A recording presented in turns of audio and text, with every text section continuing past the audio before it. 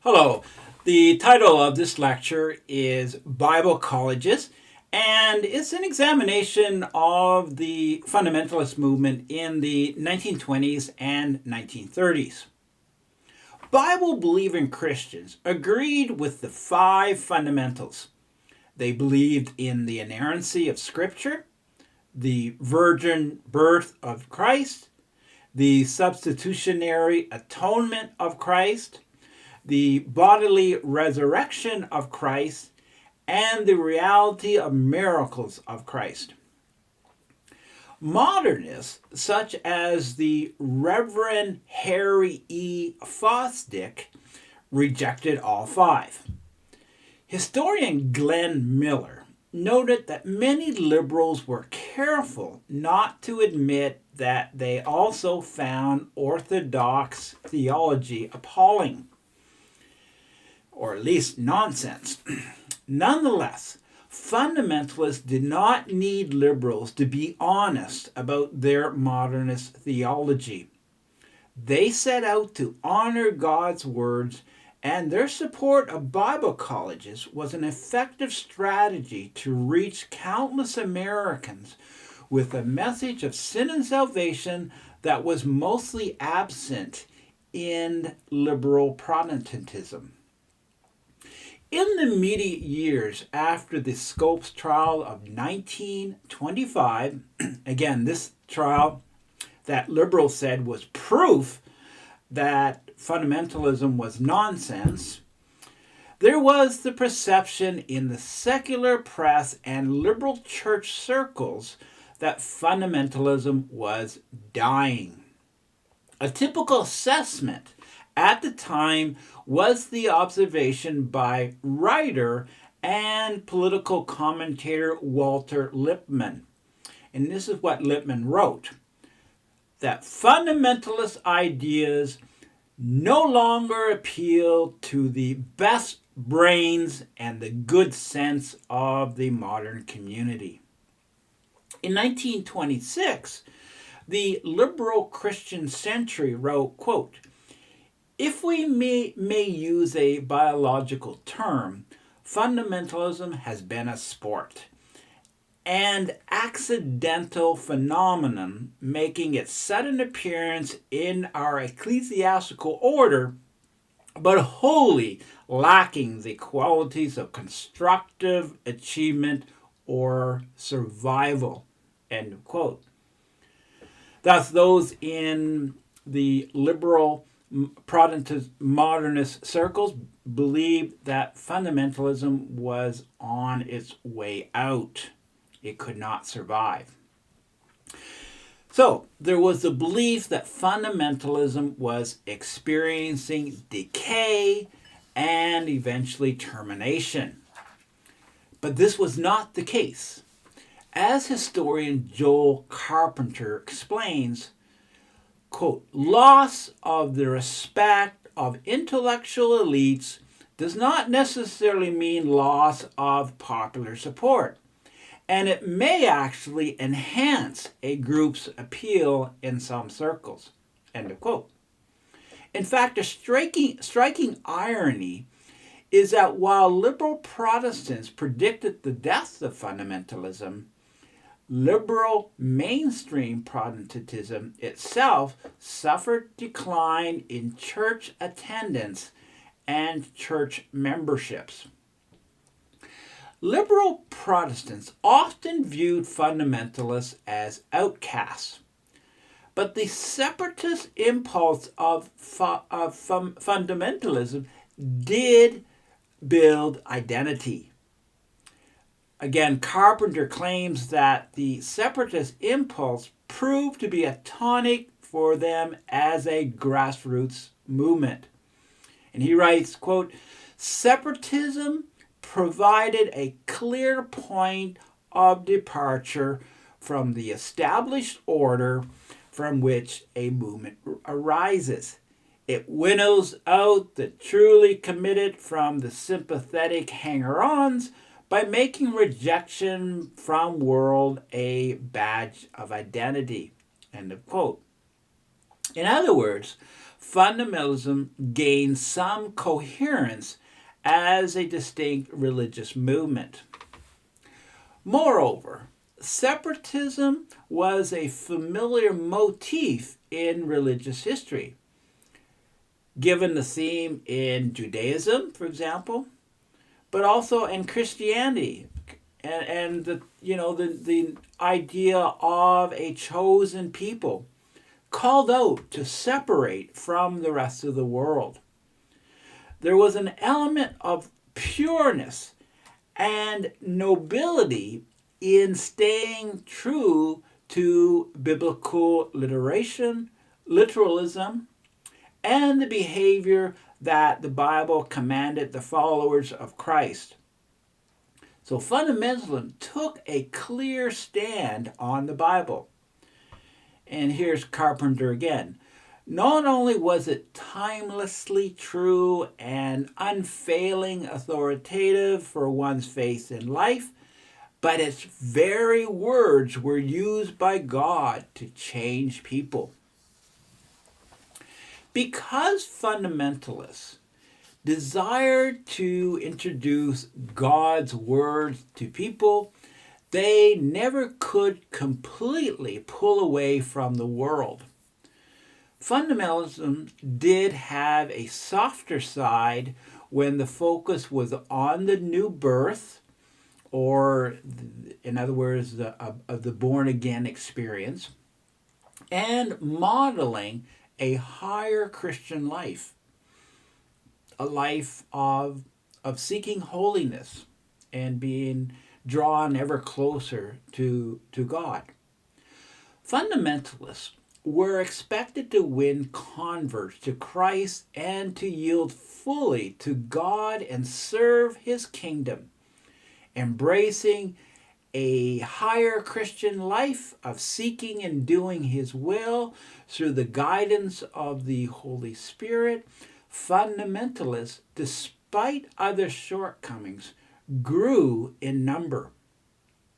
Various fundamentalist fellowships formed certainly were small, at least in the early stages.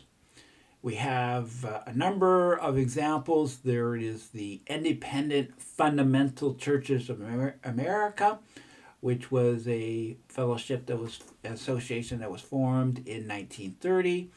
There was the General Association of Regular Baptist Churches.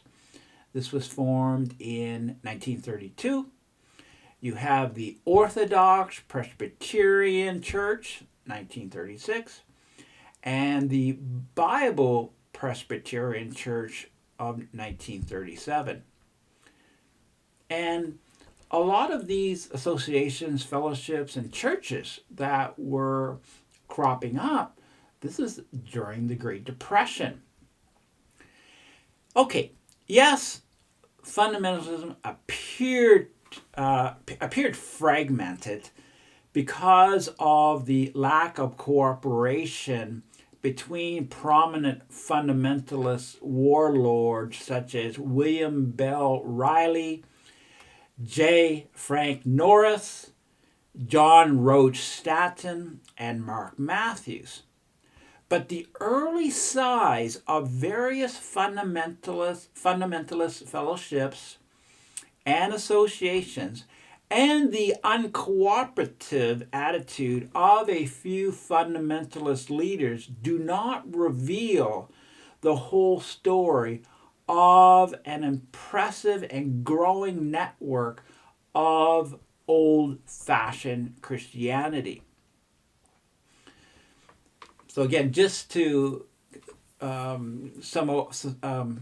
a summation of where we are at this point, the trial, the Monkey Trial of 1925, was seen as a victory for liberals, and they believed that the fundamentalists deserved all the ridicule that they received at the trial, and they did not believe that fundamentalism was going to survive. But we do see that there were many fellowships, many associations many exciting things happening that was pointing to the vitality of the fundamentalist movement. Yes, there were a lot of the initial associations that were formed were small, and certainly there were a number of fundamentalist leaders who were clearly more militant than what one would have seen in the early years, and this has taken us back to the fundamentals that was produced and published back between 1910 and 1915, where we have these Bible teachers and theologians, and they are writing about the fundamentals of Christianity as a response to the growing liberal Protestant ideas that were coming out of higher criticism, German higher criticism, and evolutionary thought, and just basically the notion of a new theology. But there's certainly lots to look at here. Feeding the Fundamentalist network were popular magazines such as Moody Bible Institute Monthly and the King's Business. The King's Business came out of the Bible Institute of Los Angeles, better known as Biola. There was the Sunday School Times that was published in Philadelphia. It had a nationwide circulation of 80,000. It provided Sunday school lessons from a fundamentalist perspective. Also, we have the publication of Our Hope. This was published in New York. It certainly had a smaller circulation, but its dispensationalist analysis of current affairs by editor Arno Gabelin attracted the attention of many fundamentalist leaders and pastors, and even everyday Americans who found liberal theology unappealing. Many Americans believed that the virgin birth was a historical fact, and they believed that the Bible was the authoritative Word of God. Countless Americans wanted the comforting gospel message that they were familiar with rather than the latest theological scholarship that questioned the Word of God. And they found the old message of sin and salvation on radio. Fundamentalist radio reached far and wide, even though in the 1930s, major radio networks established a policy that favored mainline Protestantism. You see, the networks refused to sell broadcast time to fundamentalists, but allowed mainline Protestants to offer some programming. However, this restriction did not stop the fundamentalists. Local stations found selling time for fundamentalist programs was too lucrative to turn down. Moreover, radio broadcasting operated by Moody Bible Institute, by Biola, and other Bible colleges had widespread influence. Located in Los Angeles, Charles Fuller's old-fashioned revival hour attracted at least 15 million listeners before the end of the 1930s. Equally exciting were the numerous Bible conferences that took place coast to coast. There were programs on missions, young people, church leadership, Bible studies, prophecy, sacred music, and Sunday school teaching. Well-known fundamentalists and local leaders presented a full day of sermons and lectures. Each summer, thousands of people traveled and stayed for days at various Bible conferences. Some, like the Winona Bible Conference near Chicago, took on the appearance of a religious resort. So we have all kinds of these Bible conferences taking place where families participate, and it's sort of like a summer retreat, a time to share with other like-minded fundamentalists. Fundamentalists were also filling gaps left by mainstream Protestantism in the missions field. Arthur Pearl Buck, born of missionary parents who toiled in China, took a different path. She chose a modernist path. The virgin birth of Jesus would eventually arouse in her nothing less than, quote, anger and indignation, end of quote. Liberal Protestants began to question the appropriateness of evangelizing people throughout the world. One example of decline is the Northern Baptist Convention that saw its overseas missionary staff dwindle 40% in the 1930s. In 1936, not one new missionary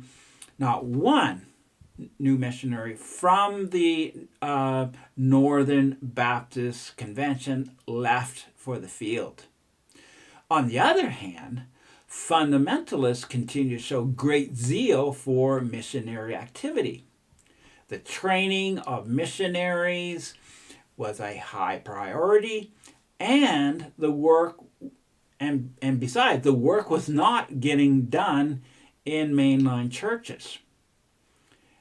Again, historian Joel Carpenter writes that, quote, fundamentalists surge out of the older institutional structures partly out of protest and alienation, but also because they wish to do many things not possible within mainline Protestantism, end of quote. There just wasn't the spark. There wasn't the interest for missionary activity in these liberal churches. Bible colleges were essential to the health of fundamentalism. And this gets back to the point. If things were not getting done in the liberal Protestant churches, not getting done in the liberal Protestant colleges, and the fundamentalists had to do the work on their own. And Bible colleges were essential to the health of the fundamentalist movement. In fact, I've talked about radio ministry, and I mentioned publications, the conferences, all the various activities. These were all tied to Bible colleges. They all had ties to Bible colleges. The Bible colleges had so much reach and influence that they almost took the place of a denomination for countless Bible-believing Christians. Fundamentalists saw effective strategies for evangelism. The urgency of this task, quote, predisposed them to favor the pragmatic trade school approach of Bible school training for their leaders over the more extensive and cosmopolitan approach of college and seminary education, end of quote. And this is just referring to how Bible colleges was, not only were they very serious in studying the Bible, but they were also offering practical strategies to evangelize, to share the gospel.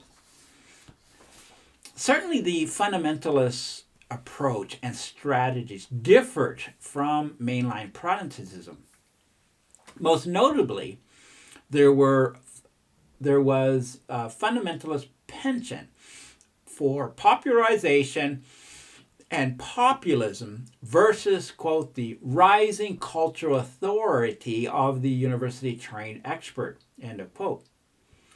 Fundamentalists cared about immediate results, and an important strategy was communicating their message in an attractive manner. In contrast, the secular university promoted a new expertise that appeared elitist. And besides, was there really any evangelism going on in these universities? Certainly, many of these universities that had began as Christian institutions, but that was another century for many of them, and they had lost their way, at least as far as evangelism and their initial denominational Christian roots. Well, the university was seen as a dangerous place. It was dangerous with its values that contradicted biblical principles. Frank Gabelin was a Harvard-educated fundamentalist who argued that secular universities represented centers of unbelief where both professors and students were, quote, ignorant of spirituality and crudely misrepresented evangelical faith, end of quote. The growth of Bible colleges across the nation demonstrated the vitality of fundamentalism. Some had been around for years, others came later. For example, the Columbia Bible College in South Carolina was founded in the 1920s. There were over 50 Bible institutes by the early 1930s that equipped followers of Christ to spread the gospel at home and abroad. Even the Great Depression years witnessed the birth of 26 Bible colleges in the United States. There were schools such as the Detroit Bible Institute that mainly consisted of evening Bible classes held in local churches. And there were others like the Bible Institute of Los Angeles, the institution I referred to earlier as Biola, that had the financial resources to offer much more. A more or less denominational surrogates, as more or less denominational surrogates, Bible colleges hosted evangelistic and missionary conferences that welcomed the public. This is something where we see outreach to the neighborhood, to the communities. For example, in 1936, Moody Bible Institute's Extension Department held Bible conferences in approximately 500 churches. In addition, some colleges operated bookstores. Biola, the Philadelphia School of the Bible, and Moody Bible Institute were three schools that offered fundamentalist literature for those wary of the new theology that questioned biblical truth. Liberal Protestant institutions supported by mainline Protestantism were in limbo.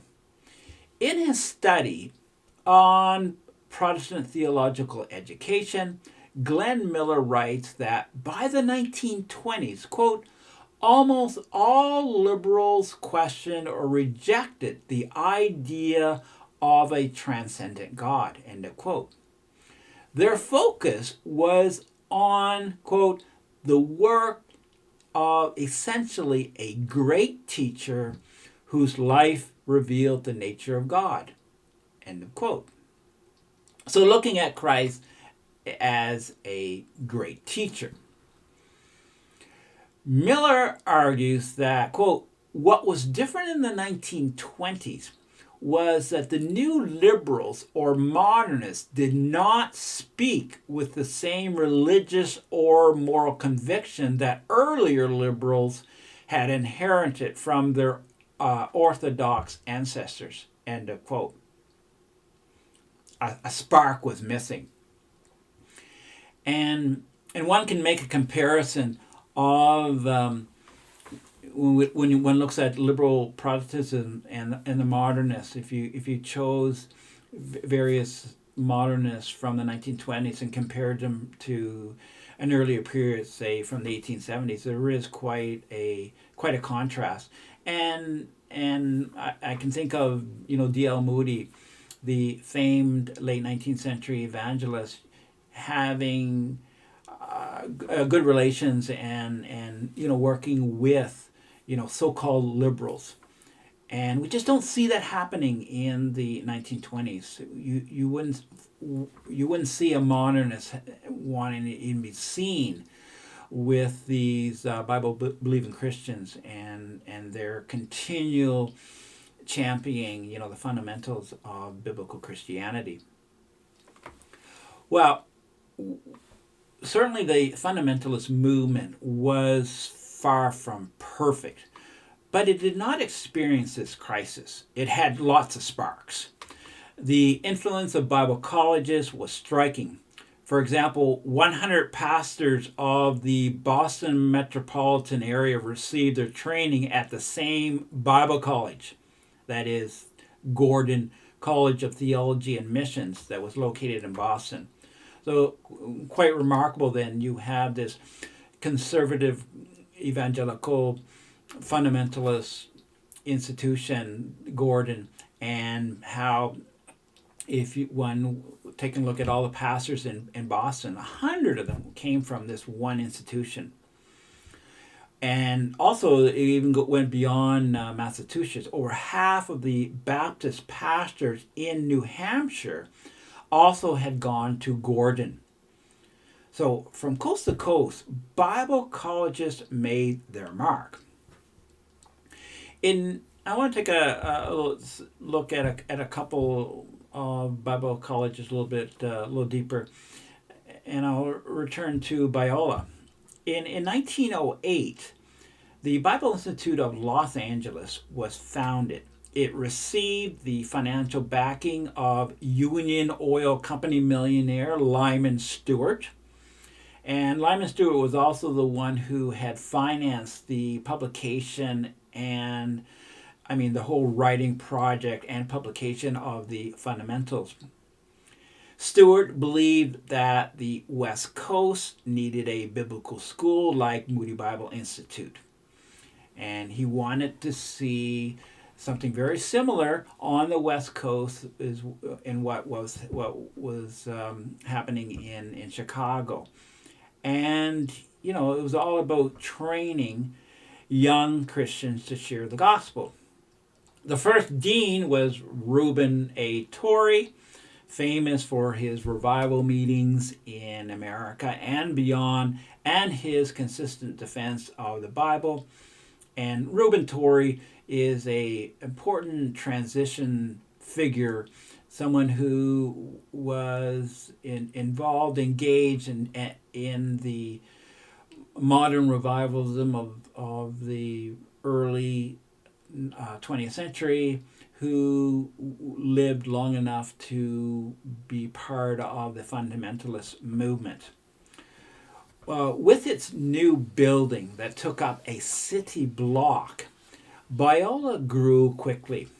Promotional literature pointed to the pressing issue to teach society about Jesus. Quote, "This is a critical hour, and those who believe in the Bible and its matchless power to influence not only individuals, but also society as a whole, and the commercial life of nations as well as their religious life, should seize the present opportunity at any cost." End of quote. Biola expected students to be accountable with their evangelism and Christian work. And again, there was that was stressed that that students were not only there to learn the Bible, but they were also to be participating in Christian service. Students' reports to the Dean of Students were impressive. For example, in 1917, the students had held almost 65 evangelistic meetings. The students had also taught 9,000 classes. They had delivered approximately 17,000 Bibles, and they handed out more than 200,000 tracts, gospel tracts, and they had witnessed to nearly 50,000 people. So lots of spark. And this is just 1 year. This is just 1917. Now, with such outreach, conservative evangelical churches in Los Angeles grew 6 times more than Los Angeles' 6 Protestant denominations. So the mainline denominations were actually being left behind. Young people on fire for Christ left Biola ready to do exciting work. One example is Percy Crawford. Percy Crawford was 21 years old when he ended up at a hotel operated by Biola. He went to a Christian service and he accepted Christ as his Savior. Next, he enrolled in Biola. After graduation, he studied at Wheaton College and later at Westminster Seminary. His ministry throughout the Great Depression years was remarkable. He preached to hundreds outside churches on summer evenings. He began a popular radio broadcast called the Young People's Church of the Air. He operated a Christian bookstore, and he traveled 40,000 miles a year holding evangelistic youth rallies throughout the Atlantic seaboard. There were many other Bible colleges that offered excellent training for evangelism. In Florida, evangelist Bob Jones opened Bob Jones College in 1927. Jones distrusted the secular education system, and he wanted another option for his son, also named Bob Jones. So we have Bob Jones Sr., Bob Jones Jr. Now, Bob Jones Jr. was an extremely bright child who, at age 6, had read at a grade 5 level. To the dismay of parents such as Jones, there were many stories of young people losing their faith at college. Unusually cold weather, major hurricanes, and the Great Depression resulted in early difficult years of Bob Jones College. In 1933, the school relocated to the campus of the defunct Centenary College in Cleveland, Tennessee. At the new location, Jones claimed that enrollment for Bob Jones College rose 50% in the first year. Now, interestingly, the school was only 30 miles away from Dayton, Ohio, where fundamentalism was said to have died. Even though Bob Jones Jr. was only 23 years old, and again, this is later on in the 1930s, he became acting president. The college enrollment grew every year throughout the 1930s, and attempting to keep up with the enrollment numbers, the college built 13 buildings between the years 1933 to 1946. And Many of those years are very difficult economic years, the Depression years where one saw double digit unemployment all the way through the 1930s, only to come down with the arrival of World War II. There was also the rise of fundamentalist seminaries that was an answer to old seminaries that had embraced modernist liberal theology. Two impressive examples were Dallas Theological Seminary, and Dallas Seminary had been formed in 1926. And Dallas Theological Seminary was very much premillennialist, very much dispensationalist. And there was also Westminster Seminary that was founded in 1929 in Philadelphia. In addition, there were Christian colleges that offered a liberal arts education. The best example is Wheaton College. Under the leadership of J. Oliver Buswell Jr., Wheaton College more than doubled its student population in the 1930s. And it received the tag Harvard of the Bible Belt. Okay, as a conclusion, in 1925, liberal Protestant leaders expected that fundamentalism movement would wither away. But this did not happen. Bible-believing Christians believed in the Trinity of the Father, the Son, and the Holy Spirit. They believed in the eternal Son of God incarnate in Jesus, conceived by the Holy Spirit and born of the Virgin Mary. And they believed that the Bible was the authoritative written word of God.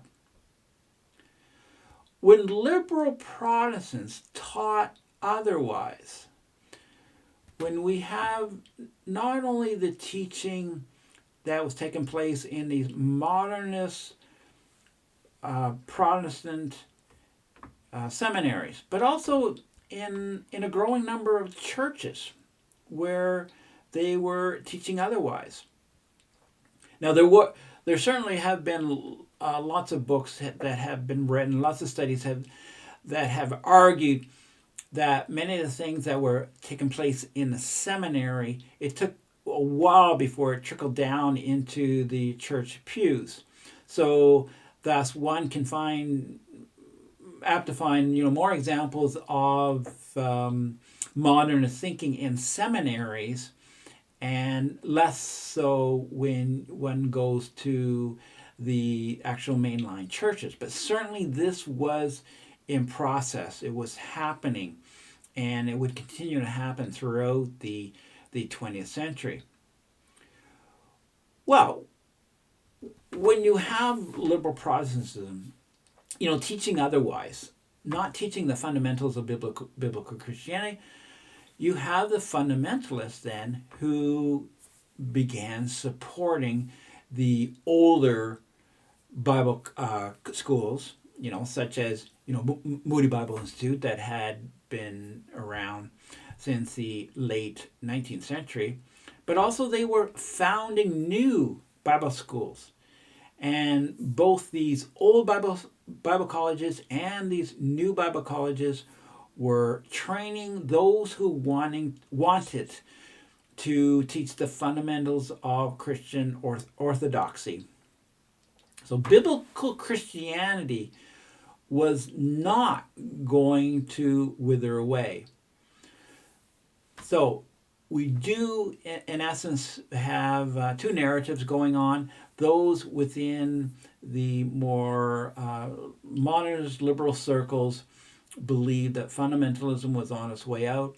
These various seminarians and theologians could not understand how anyone would want to have any interest in some of the old Orthodox way of understanding biblical Christianity.